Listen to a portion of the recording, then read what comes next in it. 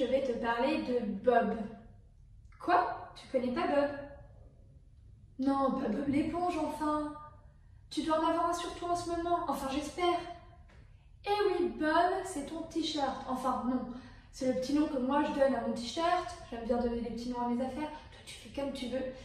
Et oui, on va parler de ton t-shirt. Tu sais que ton t-shirt, bien qu'il a l'air tout simple comme ça, eh bien il a tout un tas de secrets. Et on va les découvrir ensemble. Ça te dit? Allez, c'est parti. Premier secret. En quoi est-ce qu'il est fait, Bob? Eh bien, pour le savoir, c'est tout simple. Il suffit de regarder sur l'étiquette qui se trouve à l'intérieur du t-shirt sur la gauche. Tiens, moi c'est 100% coton. Voici une petite liste des différentes matières que tu peux retrouver sur ton t-shirt. Le coton, le nylon, l'élastane, le polyester, le lin, la laine ou encore la soie. Dans ces matières, il y a deux familles. La famille des matières naturelles et la famille des matières synthétiques. Est-ce que tu les as retrouvées? Allez, je te donne la réponse. Hop, le coton, on a ici une première famille et ici la seconde. Je décale polyester un peu plus par ici. Et voilà, nous avons nos deux familles. Donc, on a la soie, la laine, le coton et le lin qui sont des matières naturelles. Naturelles parce qu'elles viennent de plantes ou d'animaux. Aujourd'hui, on va surtout parler du coton parce que la plupart de nos t-shirts sont faits en coton.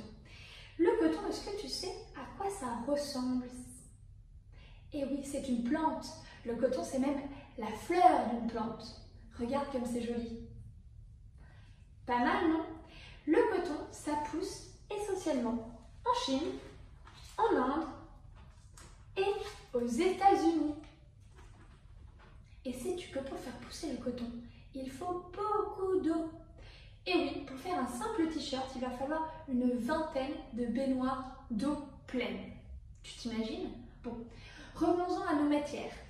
Parlons un peu des matières synthétiques. Sais-tu d'où elles viennent? Elles viennent de la pétrochimie. Alors la pétrochimie, qu'est-ce que ça veut dire? La pétrochimie, c'est en fait le pétrole, comme pour le plastique. Ça vient de la même chose. Donc ces matières-là, qui sont faites en plastique, elles se recyclent très peu et puis vont finir par devenir un déchet pour notre planète.